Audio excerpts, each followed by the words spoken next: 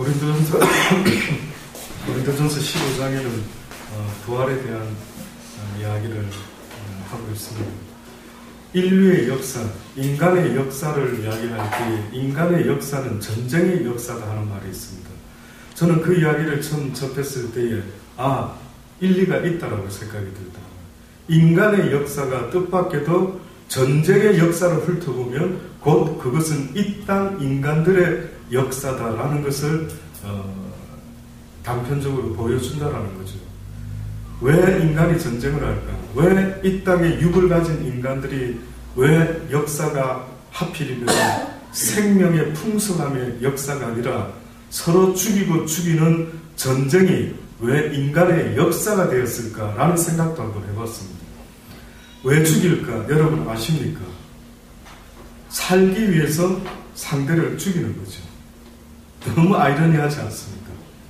뜻밖의 왜 인간들이 육을 가지고 이 땅에서 살아볼 거라고 몸부림을 치고 있는데 살아보려고 누군가를 죽인다라는 것입니다.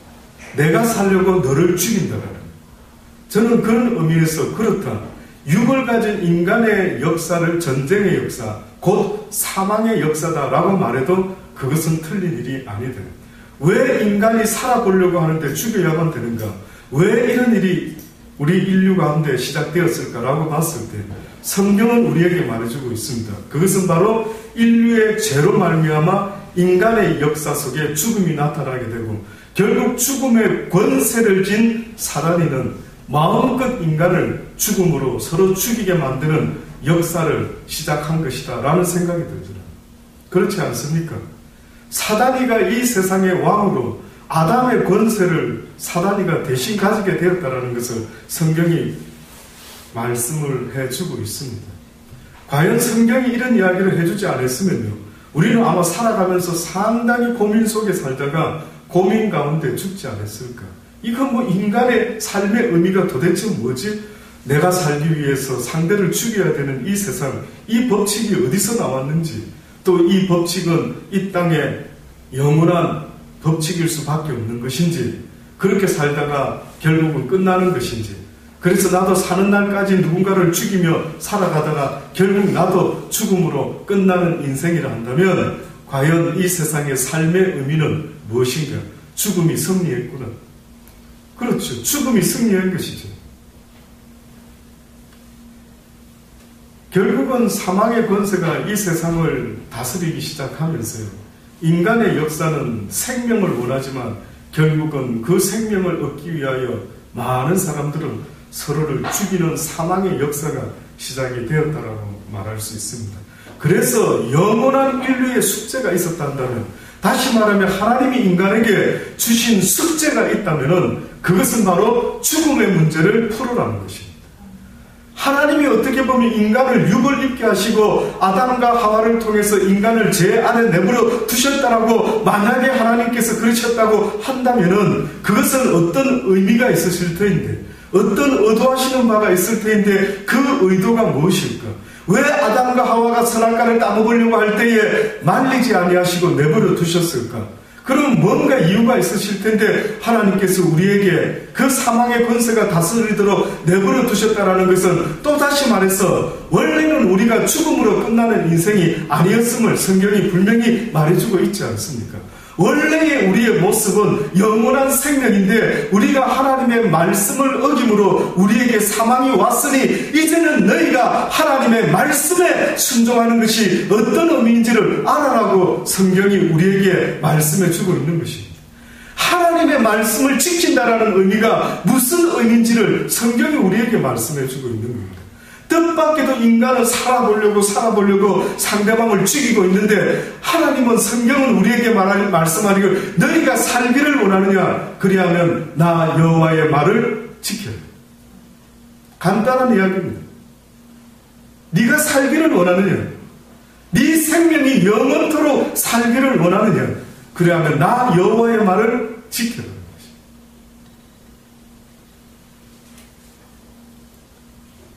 그래서 아담을 가리켜서 성경은 불순종의 사람이다 라고 이야기합니다. 하나님의 말씀을 거역한 사람. 예수 그리스도를 가리켜서는 뭐라고 이야기합니까? 순종의 사람이다. 무엇에 대해서? 하나님의 말씀에 순종한 사람이다라고 성경이 말하지 않습니까?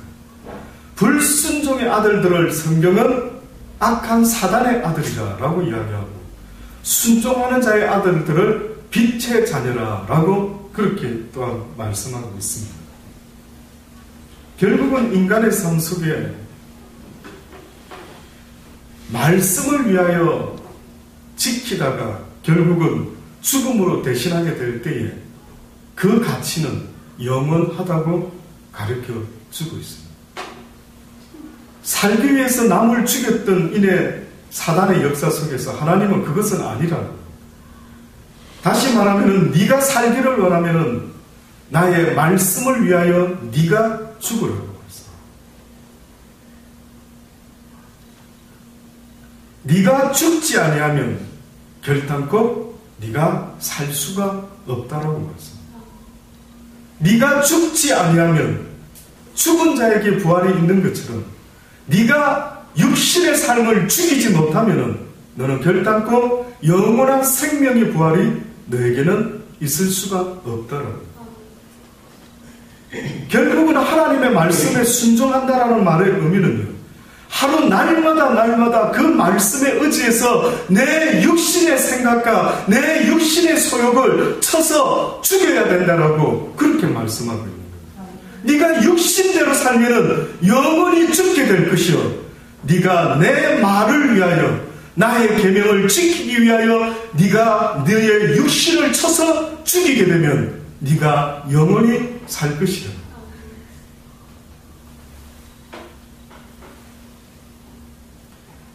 결국은 오늘 성경에서 그 이야기를 하시기 위해서 부활에 대한 이야기를 하고 있습니다. 바울이 말하죠. 형제들아, 내가 너희에게 전한 복음을 너희로 알게 하노니 이는 너희가 받은 것이요 또 그 가운데 선 것이라.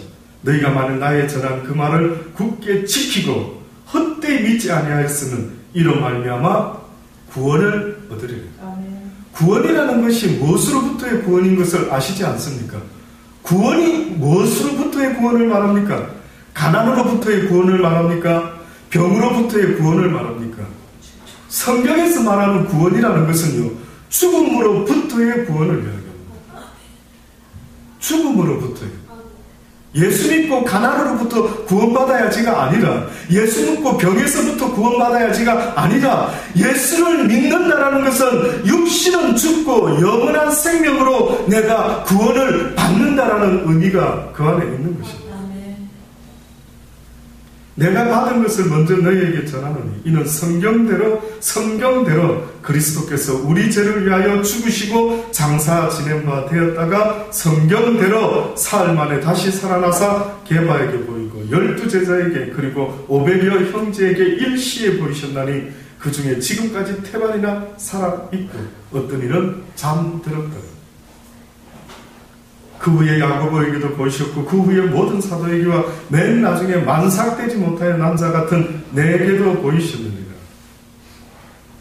나는 사도 중에 지극히 작은 자라 내가 하나님의 교회를 핍박하였으므로 사도라 칭함을 받기에 감당치 못한 자로다. 그러나 나의 나된 것은 하나님의 은혜로 된 것이니 내게 주신 그 은혜가 헛되지 아니하여 내가 모든 사도보다 더 많이 수고하였으나 내가 아니요 오직 나와 함께 하신 하나님의 은혜를. 바울이 지금 자기 자신이 전하는 이 복음에 대해 이야기하면서 지금 몇 차례 같은 말을 반복하면서 하는 말이 있는데 그것은 바로 성경대로. 성경에 기록된 것이 구약에서부터 모든 선지자들이 어떻게 보면 했던 어떤 주제가 하나 있는데 그 주제가 무엇이냐면은 바로 예수 그리스도께서 성경대로 이 땅에 태어나게 되셨다가 성경대로 이 땅에 사시다가 복음을 전하시고 성경대로 십자가에 달려 죽게 되셨다가 성경대로 또 어떻게 된다고요? 다시 살아납니다.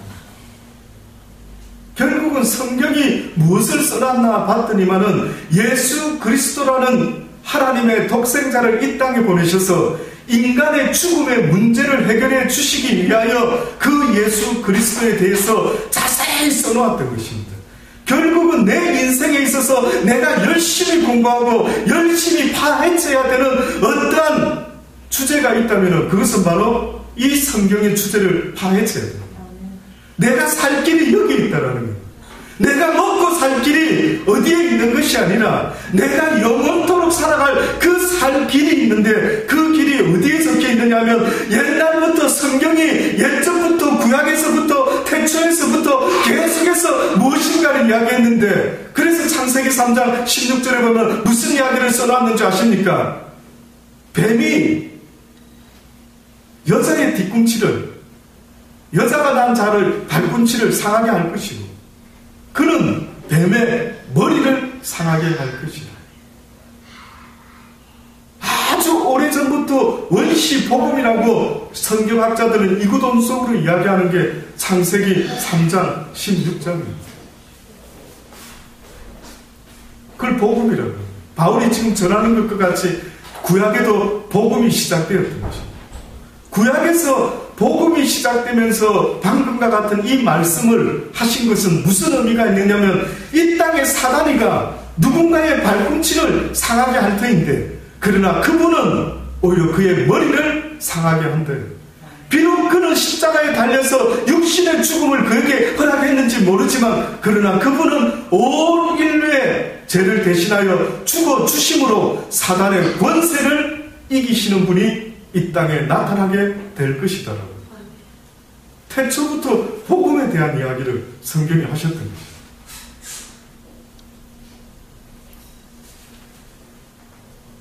성경에는 많은 의미의 이야기들이 있습니다. 특별히 부활의 이야기, 죽음을 이길 일들에 대한 이야기를 하고 있죠. 우리가 잘 아는 로마서 8장 19절에 보면 피조물에 고대하는 바는 하나님의 아들들이 나타나는 것이니 라고 말합니다. 하나님의 아들들이 이 땅에 나타나는 것, 그건 무슨 말입니까? 부활하신 예수 그리스도께서 그를 믿고 그를 따랐던 모든 하나님의 아들들이 함께 이 땅에 다시 나타나기를 원하고 있는 것입니다. 이사야 26장 19절에는 주의 죽은 자들은 살아나고 라는 이야기를 하고 있습니다. 다니엘 12장 2절에 보면 땅의 티끌 가운데서 자는 자 중에 많이 깨어 영생을 얻는 자도 있겠고, 결국은 죽음의 문제를 어떻게 해결할 수 있는가에 대한 이야기를 성경은 계속 말하면서요, 인간의 삶이 죽음으로 끝나는 게 아니다라는 것을 아주 오래전부터 태초부터 성경은 말씀하고 있었던 것입니다. 그래서 하나님이 자신을 소개할 때 여러분 아시지 않습니까? 하나님은 말씀하셨죠. 예수님이 친히 비유로 말씀하신 것입니다. 죽은 자의 부활을 언언할진대 너희에게 말씀하신 바 나는 아브라함의 하나님이요 이삭의 하나님이요 야곱의 하나님이요 하신 것을 읽어보지 못하였다. 하나님은 죽은 자의 하나님이 아니요 산 자의 하나님이다. 그러니 성경에 구구절절 죽었다라는 단어를 잘 쓰지 않고 오히려 죽은 자를 가리켜서 뭐라고 말합니까? 그의 열조와 함께 잠자더라. 놀랍지 않습니까?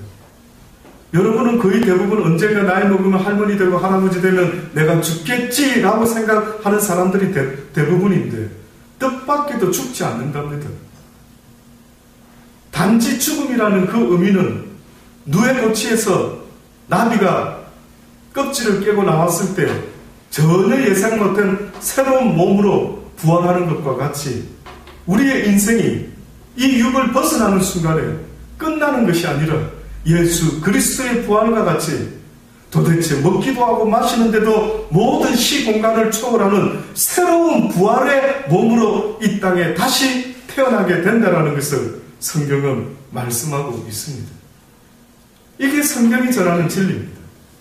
이것이 하나님이 인간에게 이 땅에 잠시 있다 오는 인생에서 배워야 될 진리의 말씀이 어떠한 것인가 하는 것을 성경에서 말씀하고 있는 것입니다.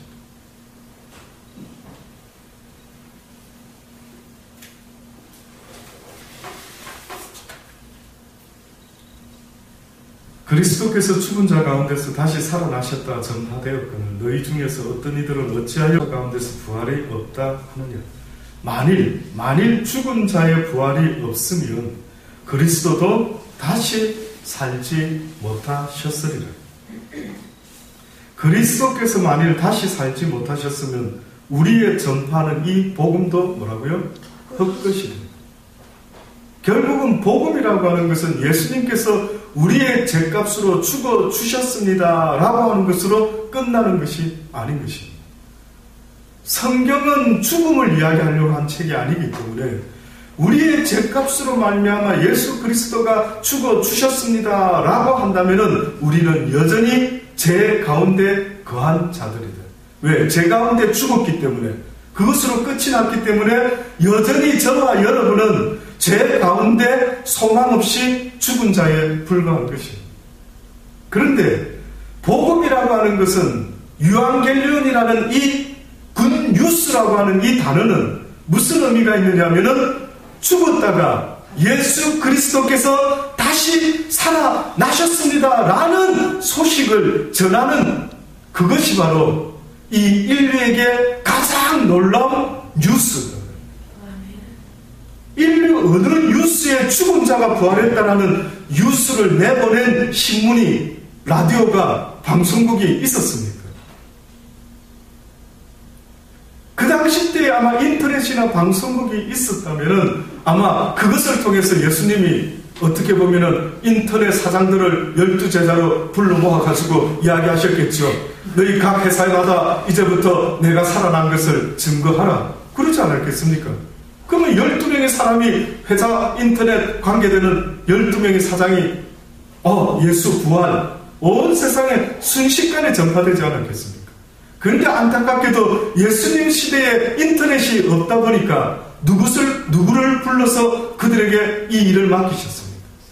예수님의 12제자와 그와 많은 제자들에게 주님이 부탁한 굿뉴스가 있대요.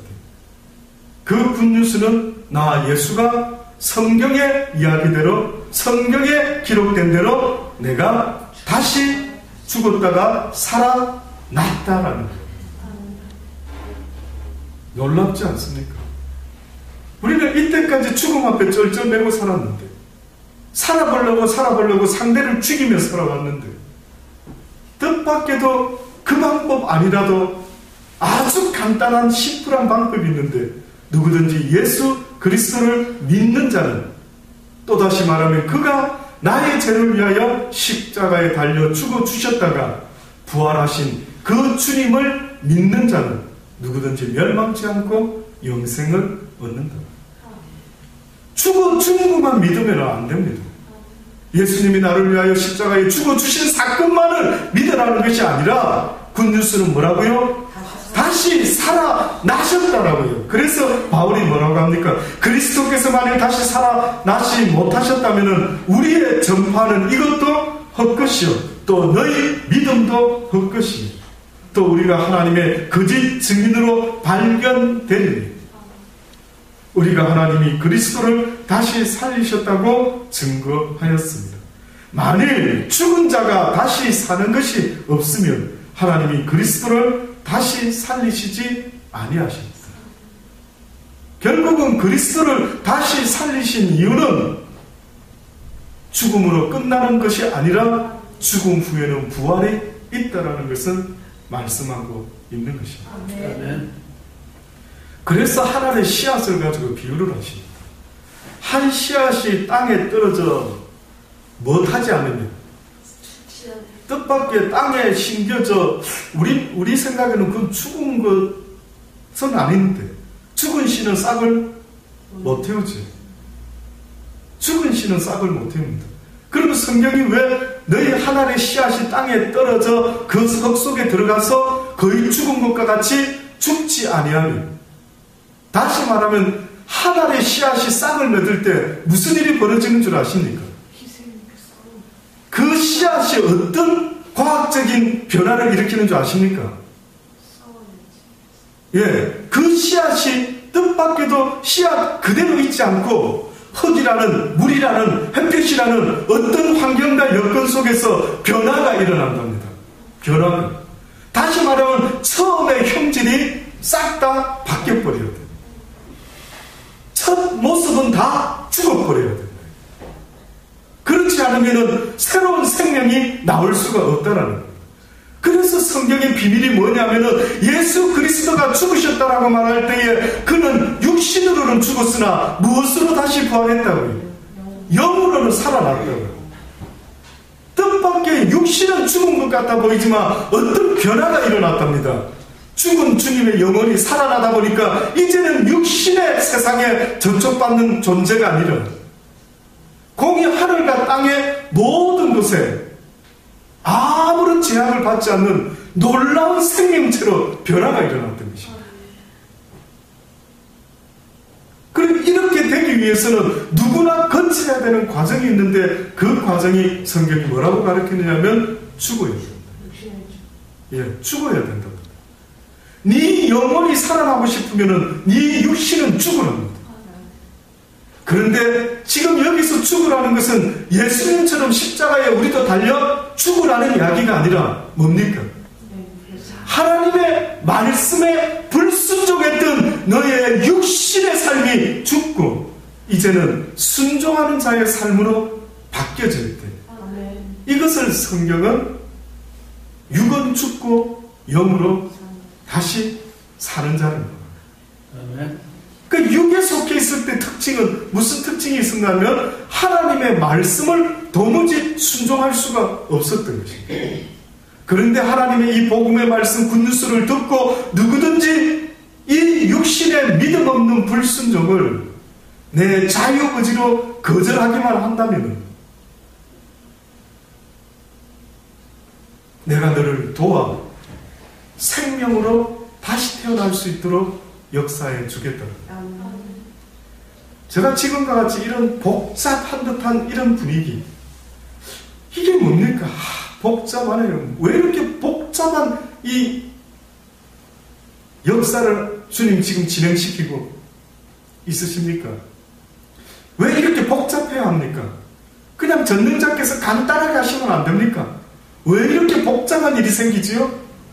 왜 이렇게 믿으라 막 믿지 않으면 다 죽여버리셔도 되고 그냥 딱 필요한 사람 알아서 데려가시면 될 텐데 왜 이렇게 복잡하게 만드셨습니까? 라고 했을 때 여러분 생각에는 그 이유가 뭘까요? 그것은 바로요 제가 깨닫기는요 우리의 자유의지 때문에 그런 것 같습니다. 하나님이라는 존재는요 인격을 가지시고 스스로 모든 것을 결정하시며 또한 결정한 것에 대한 책임을 지시는 언약의 하나님이신데 하필이면 우리가 시험을 받았는데 그 전능자의 속성을 그대로 갖고 이 땅에 지음을 받았던 것입니다. 다시 말하면 하나님이 원하는 것은 억지가 아니라 나도 내가 원하는 것을 기쁘게 하는 것처럼 너희도 너희들이 원하는 그것을 기쁘게 선택함으로 나와 너와의 관계가 인격적인 자유의지 가운데 인격적인 만남의 관계가 교제의 관계가 되기를 원한다는 것입니다. 이게 복잡한 문제를 만들어내는 것입니다. 이 자유의지의 문제만 없었다고 한다면 그냥 전능자가 죽일 인생 싹 죽여버리고 살아날 인생 살려버리면 그뿐이죠. 그거는 그 신이 원하는 게 아니었던 모양입니다. 두려움과 공포로 인간을 꼼짝없이 만들어서 내 말에 복종하지 아니하면 내가 너를 용서하지 아니하리라 라는 신이 아니었기에 그 하나님은 우리에게 너의 자유의지가 스스로 발동이 되어서 네가 내 말을 거역했던 아담과 같이 하지 말고 내 아들 예수와 같이 순종의 자녀가 되어다오.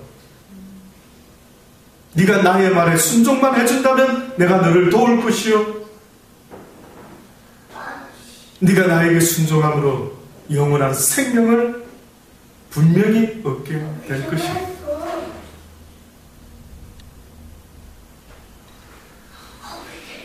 결국은 이 자유의지와의 싸움인 것 같습니다.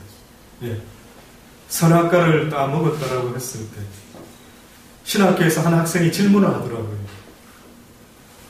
교수님 생각에는 아담과 하와가 선악과를 따먹음으로 말미암아 현재 우리의 인류의 역사 속에서 과연 어떤 구체적인 일들을 만들고 있을까요? 라고 물어보더라고요. 또다시 말하면 그 선악과 때문에 지금 현재 우리의 모습 속에서는 어떤 영향을 받고 있는 건가요? 라는 것을 물어보더라고요.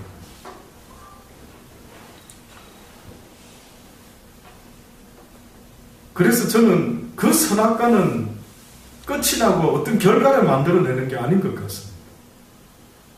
선악과는 그때도 있었지만 지금도 있대요. 그때는 선악을 아는 나무를 따먹을까 말까의 문제였다면 오늘 지금 이 순간에 우리의 자유의지는 또 다른 선택을 요구당하고 있는데 그것이 바로 날마다 저 사람은 악한 놈, 저 사람은 선한 놈 계속해서 분별하고 있는 것. 오늘 이 시대에도 우리에게는 선악과가 있는 것 같습니다. 그전에는 선악과를 따먹을 것인가 말 것인가 였던 것처럼 이제는 또한 내가 판단할 것인가 말 것인가가 오늘 우리 시대의 선악과인 것 같습니다. 다시 말하면 내가 하나님의 말씀대로 도무지 판단하지 말라. 도무지 정죄하지 말라. 모든 원수는 내가 갚을 것이니 너희는 이 땅에서 원수를 만들지 말아라. 오히려 원수가 배고프고 힘들어하면 그를 먹이고 마시는 일에 네가 오히려 더 애를 쓰라. 이 말씀을 따를 것인가 저 말씀을 따를 것인가 오늘도 이놈을 내 스스로 악한 놈이라 말할 것인가 내 스스로 하나님께 맡기고 선과 악을 분별하는 일을 하지 않으려고 하는 이 선택이 어떻게 보면 끝나지 않은 선악과의 선택이지 않은지. 날마다 선악과는 우리 앞에 있는 것 같아요. 결국은 아담에게만 해당되는 이야기가 아니라 그 일이 그 사건이 아담에게만 있었다가 끝난 사건이 아니라 오늘 우리 시대에도 날마다 요구하는 게 이제는 첫 번째 언약은 성경에서는 첫사람 아담과 맺었다 한다면 하나님이 두 번째 언약을 맺으셨는데 그 누구와 맺었는 줄 아십니까? 예수 그리스도를 통하여 모든 인류와 맺은 언약이 있으셨는데 그것은 바로 누구든지 예수 그리스도를 선택하면 구원을 얻으리라. 이것이 성경이 말하는 두 번째 언약입니다. 아멘. 하나님이 인간에게 제시한 첫 번째 언약은 선악과를 따먹지 말라. 따먹는 날에는 네가 정녕 죽으리라 라는 것이었다 한다면 두 번째 언약은 예수 그리스도를 믿는 자는 선택하는 자는 하나님을 사랑하고 내 이웃을 내 몸과 같이 사랑하는 이 말씀을 선택하는 자는 영원히 죽지 아니하고 영생을 얻게 될 것입니다. 똑같은 선택이 우리에게 주어져 있습니다.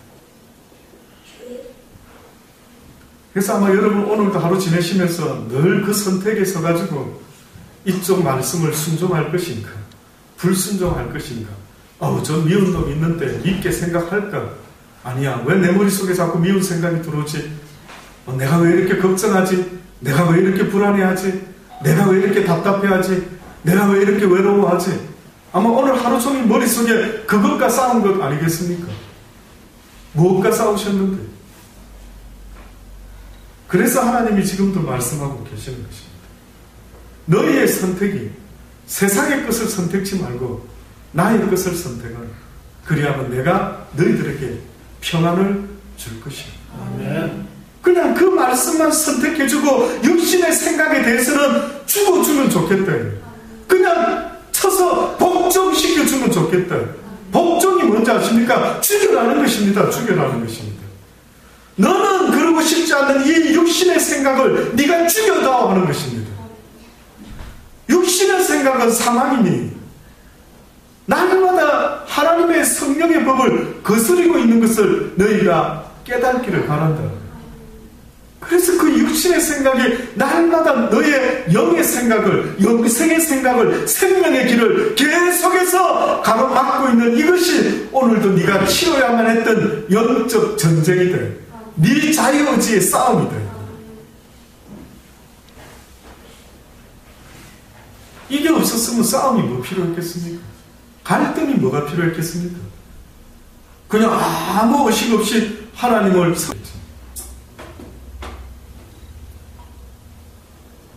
만일 죽은 자가 다시 사는 것이 없으면 그리스도도 다시 사신 것이 없었을 테니 그리스도께서 다시 사신 것이 없으면 너희의 믿음도 어떻다고요? 헛되다. 믿음은 뭐라 했습니까? 성경은 히브리서 11장 1, 2절로 보면 우리가 너무 잘 아는 말씀이죠. 믿음은 바라는 것들의 실상이래. 무엇을 바라라고 하는 줄 아십니까? 성경이 믿음을 가지고 뭔가를 바라야 된답니다. 성경이 말하는 믿음이라는 것, 하나님을 믿는다라는 것, 아담과 하와가 하나님을 믿었다고 한다면은 그 믿는 것을 가지고 무엇을 바라라고 하는데 뭘 바라는 것입니까? 그것은 바로 영원한 생명을 바라는 것. 믿음은 바라는 것들의 실상이요 또한 보지 못하는 것들의 뭐라고요? 증거다. 왜? 지금 우리는 육의 이야기를 하고 있는 게 아니라 무슨 이야기를 하고 있기 때문에 도무지 육은 보지 못한다는 겁니까? 영의 이야기를 하고 있기 때문에 그렇습니다. 인간은 육이라는 것은 잠시 내 영이 거하고 있는 질그릇에 불과한 것입니다. 흙집에 불과하다고요. 흙집에. 여러분의 육신 덩어리는 우리 영혼이 이 땅에서 잠시 빌려서 쓰고 있는 흙집에 불과하다라고 성경이 말씀하고 있는 것입니다.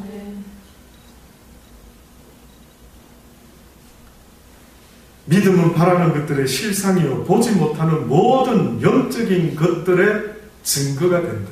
또다시 말하면 네가 육 가운데 있을 때에 이 놀라운 영의 비밀을 믿음이라는 것을 가지고 네가 믿을 수만 있다면 그것은 곧 너에게 실상이 될 것이다. 아멘. 그러나 네가 믿지 못하면 너에게는 구원이 없다. 간단한 이야기입니다. 결국 아담도 하와도 네가 이것을 먹는 날에는 정령 죽으리라고 했을 때 죽음이 어떤 의미인지는 잘 몰랐겠죠. 안 죽어봤기 때문에. 죽는 자를 본 적이 없었기 때문에. 그러나 그가 결국은 선악과를 택함으로 그가 죽음이 무엇인지를 결국은 경험하게 된 것입니다. 아마 그는 느꼈을 것인가 이것이었구나. 믿음은 바라는 것들의 실상이 보지 못하는 것들의 증거니 선진들이 이로써 증거를 얻었다. 선진들이 이로써 증거를 얻었다. 아브라함이라는 믿음의 조상이 있었어요. 그분은 하나님이 너를 통해서 수많은 자손들이 나타나게 될 것이다 했을 때 처음에는 그는 굉장히 육적인 사람이었습니다. 그러니까 모든 이야기를 어느 관점에서 보았느냐면 육적인 관점에서만 생각했어요. 내 나이가 아무리 지금 이 나이에 자식을 얻어도 과연 그렇게 많은 자식을 내가 얻을 수가 있을까? 근데 하나님이 그 약속을 하신 것은 육신의 이야기가 아니라 무슨 이야기였습니까? 영적인 이야기를 했던 거예요. 나중에 아브라함이 그것을 깨닫고 났을 때 그가 멀리 있어서 새 예루살렘과 새 도성을 그가 바라보는 거다라고 성경이 증거했던 거예요. 쉽게 말하면 육의 눈이 죽고 영적인 눈이 뜨여졌을 때 결국은 하나님의 약속의 말씀이 모두가 사실인 것을 보게 되었던 거예요. 그래서 선지자들과 모든 구약의 사람들이 육적이었을 때는 전혀 그것을 알지 못했다가 하나님의 영이 그에게 임하니 그들의 눈이 밝아져 그의 영적인 눈들이 띄기 시작하면서 수많은 놀라운 영의 세상들을 보고 심지어는 천사들이 악한 자를 대신하여 싸우기 위하여 하나님의 군대가 머물러 있는 곳들도 보기도 시작하면서 놀랍죠. 지금도 주님은 안약을 사다가 너의 눈을 밝히 보게 하라고 하십니다. 지금도 하나님의 소원은 너희가 육의 것만 쳐다보고 살아가는 자가 아니라 믿음의 눈으로 모든 것의 실상을 볼 수 있는 자가 되기를 원하는 거예요. 실제를 보고 살아가라는 실제를. 흠집을 쳐다보고 사는 인생이 되지 말고 실상을 보라는 거예요.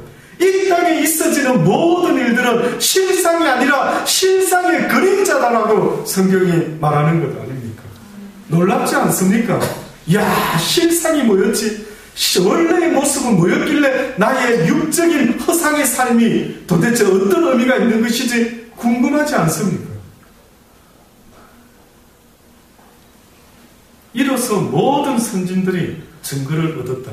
결국은 모든 하나님의 사람들, 성경에 기록된 모든 선진들은 다 무엇이 있었던 사람이라고요? 믿음이 있었던 사람. 너무 놀랍죠. 여러분 잘 아는 노아라는 할아버지에게 무엇이 있은 것 같습니까? 그에게는 다른 사람들이 갖고 있지 못한 믿음이 있었어요. 남들은 육적인 관점만 가지고 아니 무엇 산에다가 방주를 지어 저 영감이 뭐 잘못된 거 아니야? 라고 생각했지. 그러나 노아 할아버지에게는 뜻밖에도 세상 사람들이 갖고 있지 못한 실상을 갖고 있었는데 그것은 바로 믿음이라는 것을 갖고 있었어요. 그게 믿음입니다. 허상은 이성이라고 말한다면 실상은 믿음의 세계다. 아브라함의 세계는 곧 믿음의 세계다.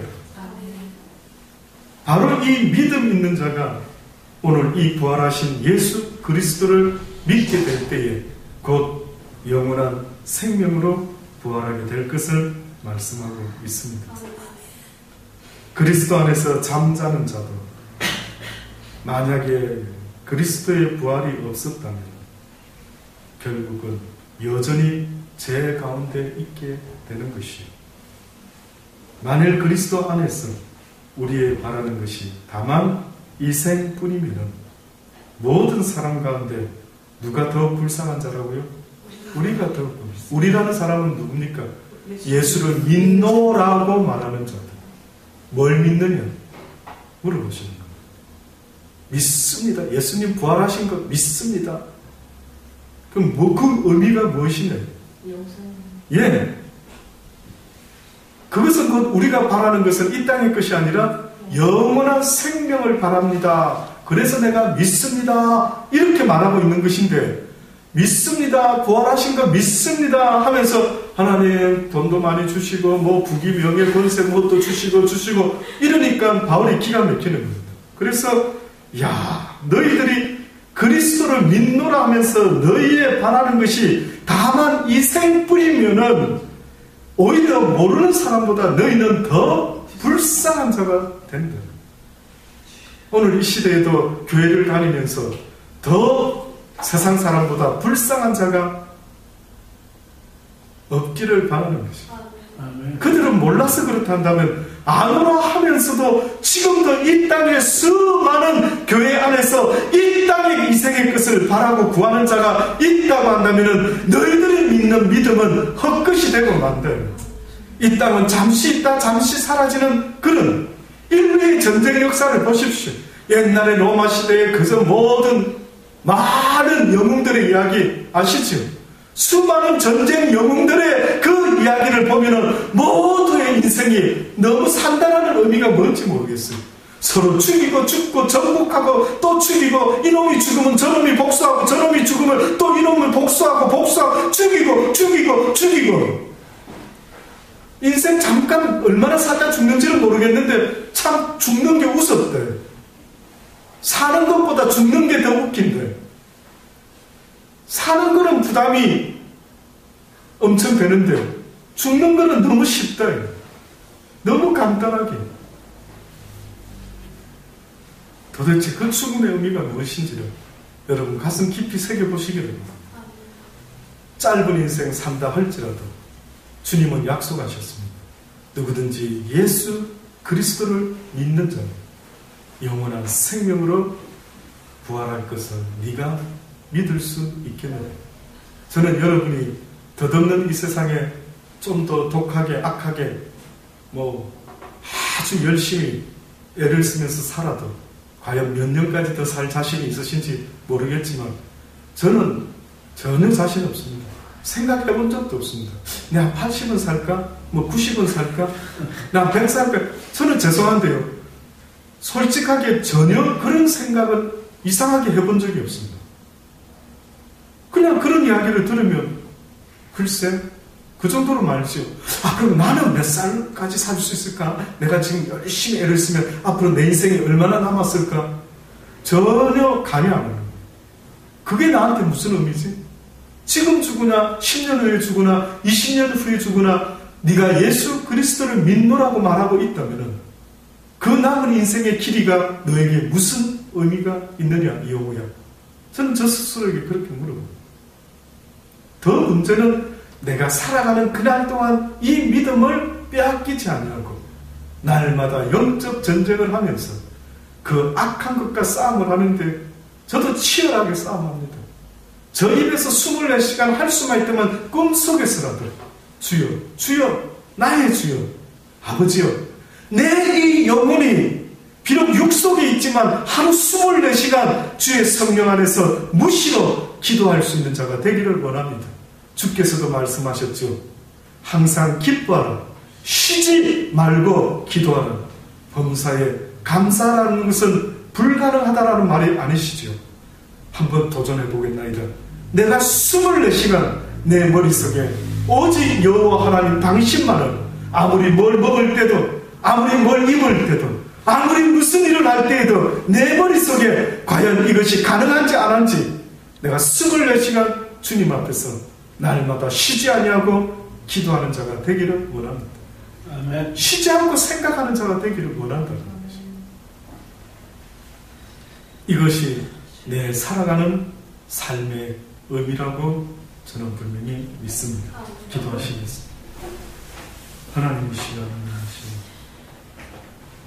생명의 부활을 우리에게 약속하신 여호와여 감사합니다.